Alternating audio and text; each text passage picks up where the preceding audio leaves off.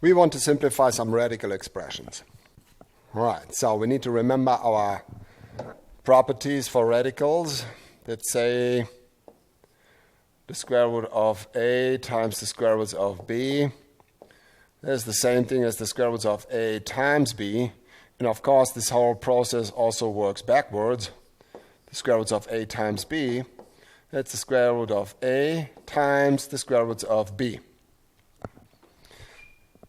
This right here is what we're going to use with the first example. So what I'm going to do right here, I'm going to break this whole thing now into two factors. I split this up again into perfect squares right here and into leftovers. The number 36 is a perfect square. I need to space this out here a little bit more.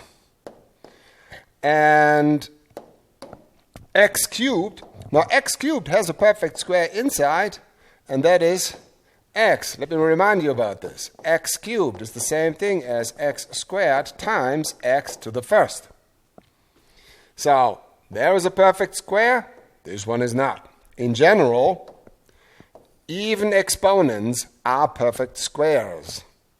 So, when I look at y to the fourth, oops, put some ink on the pen, y to the fourth is also, in fact, a perfect square. So, there is not really that much left in here that is not a perfect square. This radicand right here now, all of this is still the same thing as this. Nothing really has changed. I just broke it into two factors again.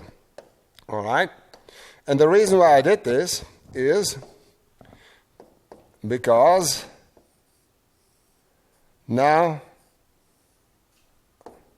I am using this rule right here. Oh, no, the other one from before I just said. This orange one right here, this is what we're going to be using now. I am going to write down the first factor as a perfect square. 36, what do I have to put inside my parentheses so when I open it up again it turns into 36? Well, 6. X, y to the second. This is the same thing as 36x squared y to the fourth after I open up those parentheses. And there is just a lonely x left. So, another property for us. Let me erase this so that we have some space. The square root of something squared is exactly equal to a, as long as whatever is inside there a positive number. And this is what we are doing in this case. We are not considering negative numbers. So the square root of 6x squared y squared to the second is just 6xy squared. And I still have a little bit radical left, the square root of x.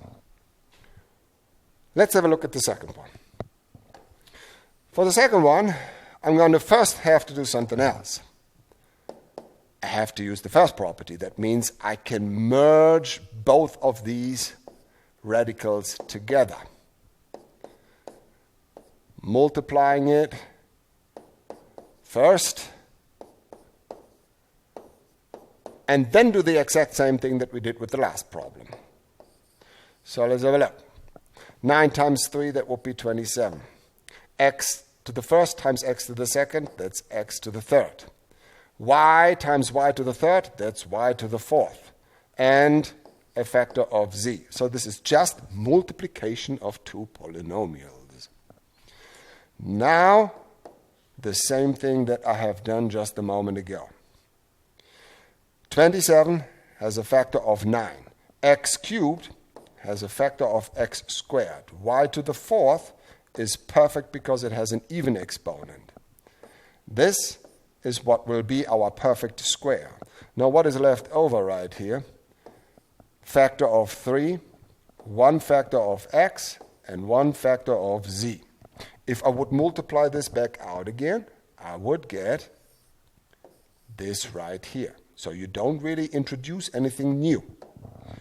Now I'm rewriting the first factor as a perfect square I will then, let me do that immediately. I'm breaking this up into 2 square roots.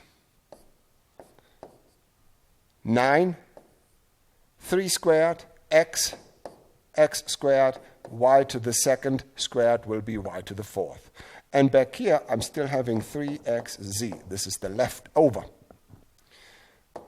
Opening up the set of this radical will give us 3xy squared. And there is still a little bit of radical left. 3xyz, the square root out of this.